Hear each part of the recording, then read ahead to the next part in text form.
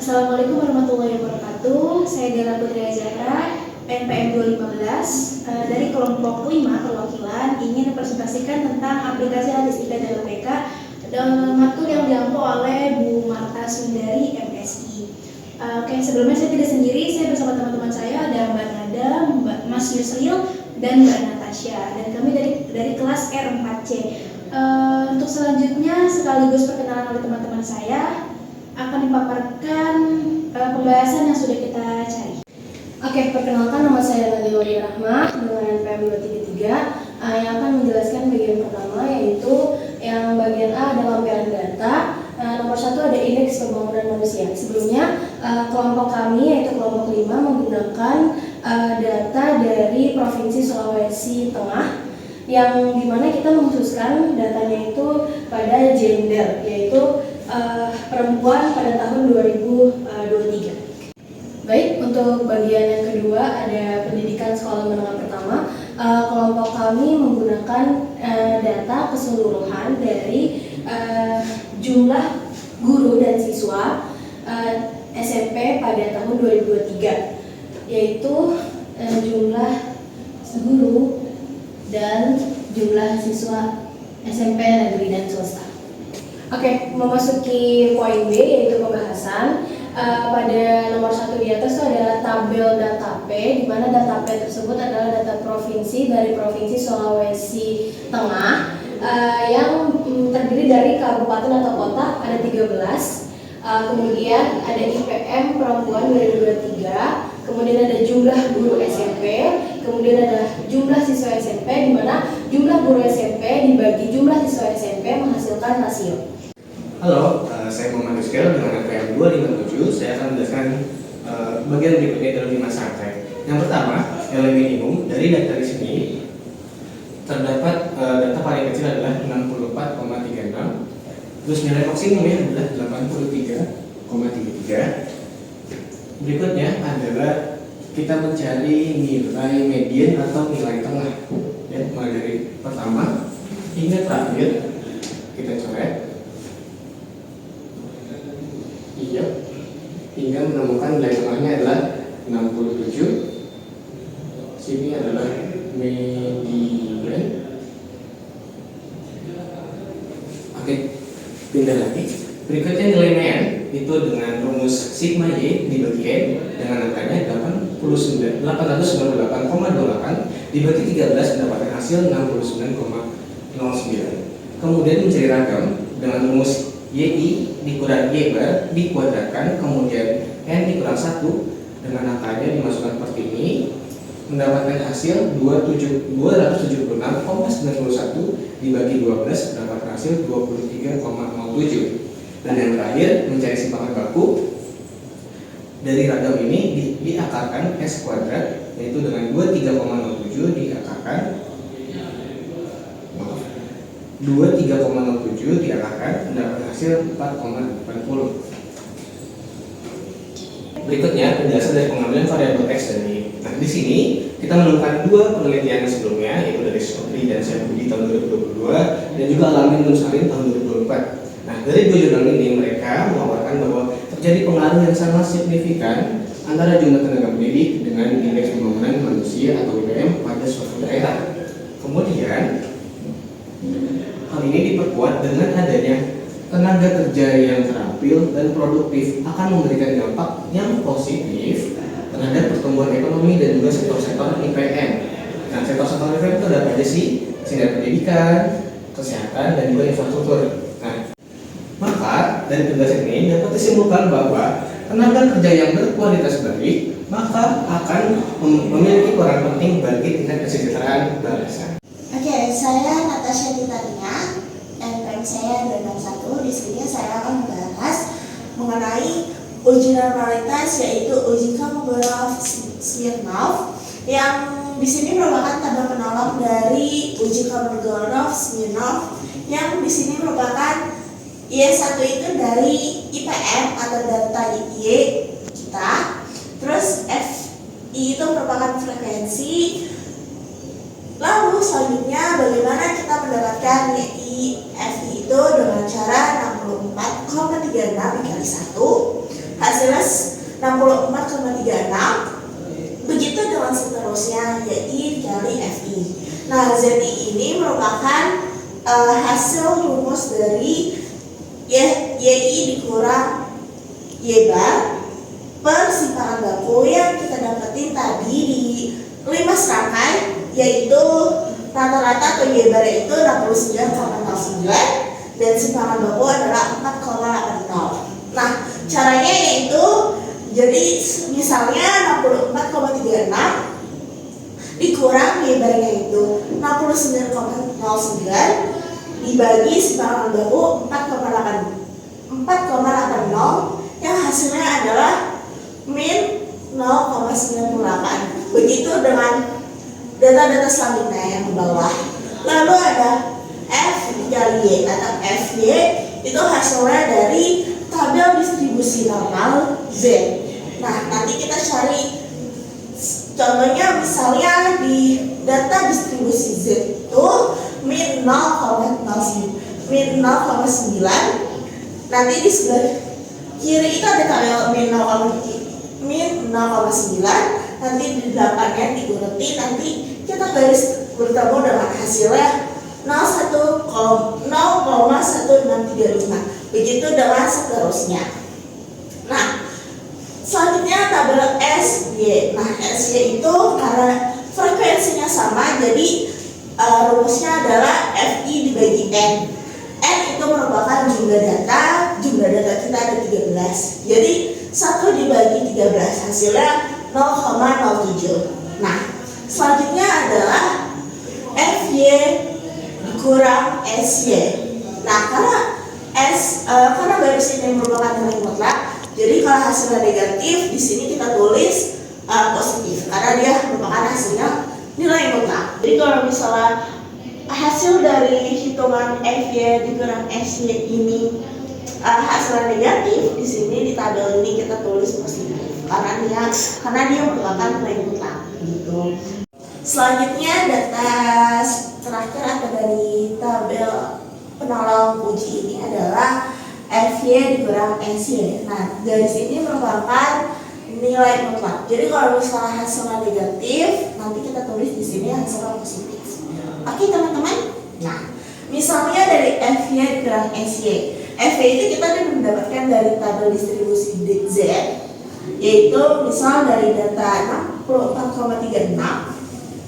FY-nya itu kan 0,1635 dikurang 0,07. Hasilnya adalah 0,0935. Begitu seterusnya sampai dengan data terakhir, yaitu 0,4265.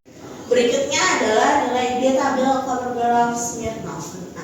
Alpha kita adalah secara umum yaitu 0,05 dan DB merupakan jumlah data atau N yaitu 13. Maka berdasarkan tabel nilai kritis dari kedua angka di atas bertemu adalah 0,361. Oke. Dan selanjutnya adalah korelasi antar pengubah X dan Y.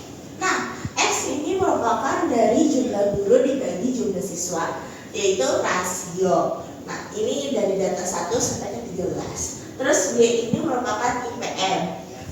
Nah, X kuadrat itu jadi misalnya 0,153 dikali 0,153 hasilnya adalah sekian, 0,023 sampai dengan data ke 13. Ditotalin merupakan hasilnya 0,200. Selanjutnya X dikali Y. Nah, X-nya adalah 0,153 dikali 64,36. Hasilnya 9,847. Lalu Y2, Y kuadrat.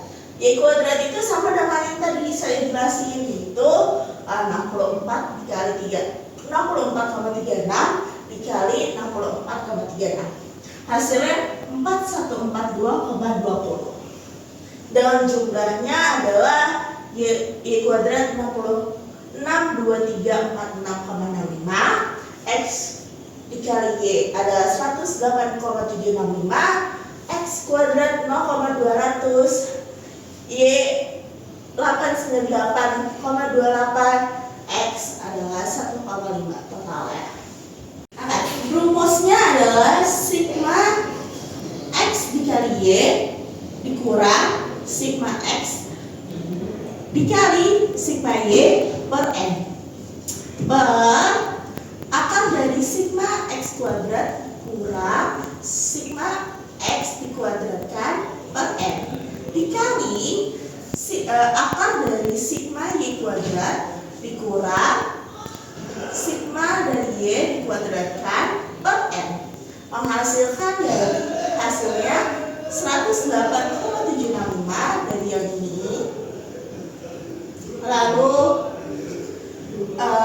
dikurang 1,58 itu dari sigma X, terus dikali 98,28 itu dari sigma Y per 13 jumlah data per akar dari 0,200 dari sigma X kuadrat dikurang 1,58 X sigma X dikuadratkan per 13 dikali akar dari 62346,65 dari sigma Y kuadrat dikurang 898,28 kuadrat dari sigma Y dikuadratkan per 13.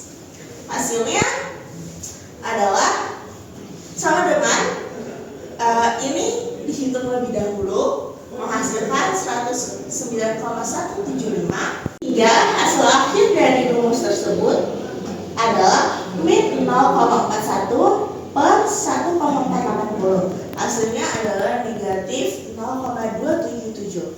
Kesimpulan dari korelasi akan mengubah X dan Y adalah berdasarkan dari hasil perhitungan diperoleh koefisien korelasi sebesar min 0,277 antara X merupakan rasio jumlah guru dibagi jumlah siswa dan Y merupakan indeks pembangunan manusia IPM perempuan tahun 2023. Nilai korelasi ini menunjukkan hubungan negatif yang lemah antara jumlah guru terhadap jumlah siswa dengan IPM perempuan.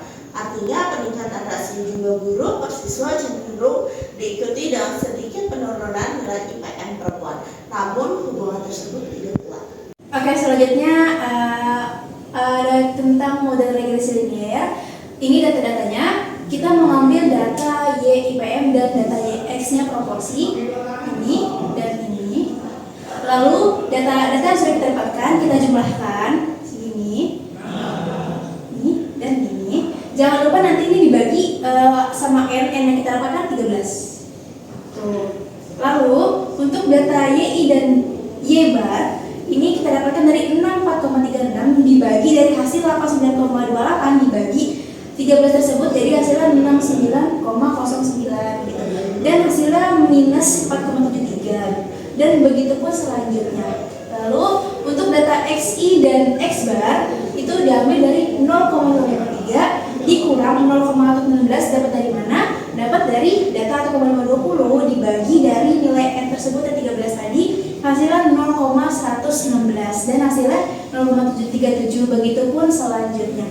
Lalu untuk data YI min Y bar dikali XI min X bar diambil dari data 4,37 dikali 0,37 hasilnya adalah segini. Karena minus kalau dikali plus tetap minus ya. Begitupun data-data selanjutnya. Tuh. Lalu untuk yang data terakhir ada XI min X bar akar 2 itu diambil dari sini. Data sini 0,37 dikali 0,37 hasilnya adalah 0,1369 begitupun selanjutnya. Oke, ini untuk keterangan model regresi linear dengan rumusnya min Y sama dengan sigma Y per N. Tadi dapat dari hasil sini 89,28 tadi yang saya sebutkan 69,09. Lalu untuk min X-nya ini sigma X dibagi M. Jadi hasilnya segini. Seperti yang tadi sudah disebutkan. Lalu untuk B1-nya itu S ragam Y dibagi S ragam Y dihasilkan sigma YI min Y bar dikali XI min X bar per sigma XI min X bar dikuadratkan. Tuh, lalu hasilnya seperti ini. Tuh, lalu untuk B0-nya Y bar dikurang B1 dikali X bar menghasilkan data seperti ini. Bisa dilihat datanya ada di tabel yang sebelumnya, lalu menghasilkan hasil 69,08. Lalu untuk dugaan persamaan regresi sederhananya jadinya YI sama dengan B0 tambah B1 69,08 ditambah 0,13 hasilnya 69,21. Tapi karena harusnya tidak usah dihasilkan, jadi tinggal segini aja datanya ya. Jadi hasilnya tinggal segini. Untuk kesimpulannya, nilai konstanta atau intercept sebesar 69,08 menunjukkan bahwa jika proporsi X bernilai 0, maka nilai FM diperkirakan sebesar 69,08. Nah, koefisien regresi sebesar 0,13 menunjukkan bahwa setiap kenaikan satu satuan pada proporsi X dan meningkatkan IPM sebesar 0,13. Artinya kalau naik 1 berarti naik 0,13 sesuai dengan satuannya. Jadi kalau setiap naik 1, 0,13 naik lagi 0,13. Itu begitu pun selanjutnya.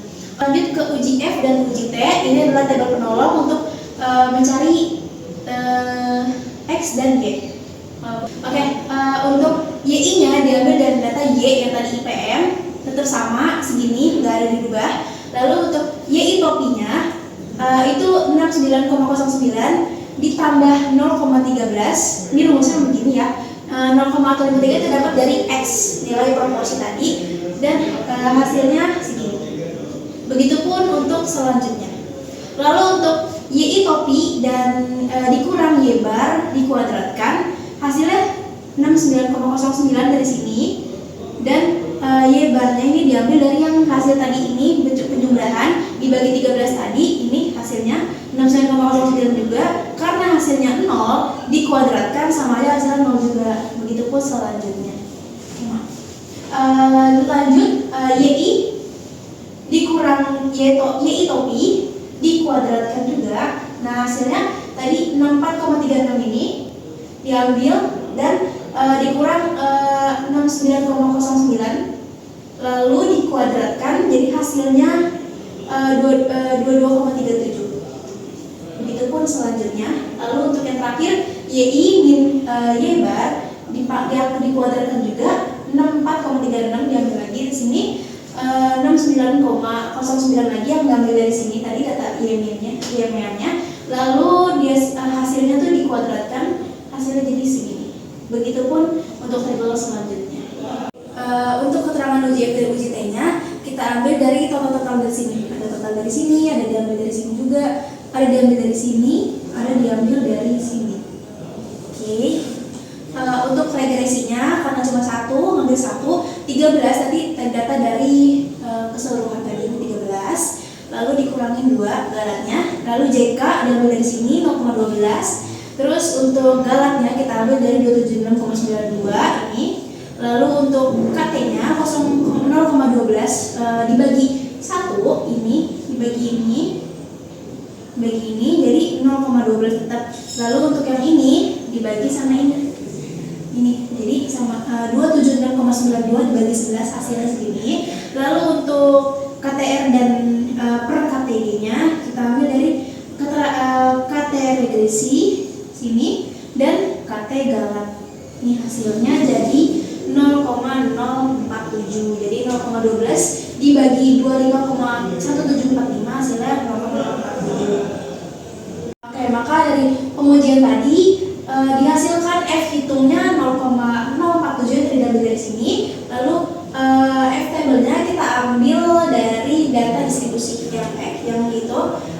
Jadi 4,84 pakai alpha 0,05 dan galatnya 11. Ini yang 13 kurang 2 tadi kita ambil data yang ke-11 dari 0,05-nya. Dinyatakan HO-nya diterima, tidak terdapat perbedaan rata-rata yang signifikan. Dengan kata lain, rata-rata populasi dan sampel dianggap tidak berbeda secara signifikan. Nah, koefisien regresi tidak signifikan secara statistik sehingga variabel X atau proporsi tidak berpengaruh secara signifikan terhadap Y atau IPM. Bisa kita lihat dari sini, lebih besar F table daripada F itu. Jadi dinyatakan hipotesis diterima. Akhirnya untuk ujiannya SB1 276,92, lalu bawahnya M dikurang 2 yang tadi kita ambil dari data sini keragam, lalu ini. Terus hasilnya adalah 0,283. Nah, untuk T hitungnya maka diperoleh 0,13 per 0,238 dan dari D1 dan SB1 sama dengan 0,56. Lalu untuk T-tabelnya dari signifikansi 0,05 dibagi 2 dikali N kurang 1 sama dengan 2,17. Jadi kesimpulannya T-table lebih besar dari T hitung, maka diterima nilainya mutlak, menyatakan hipotesis diterima.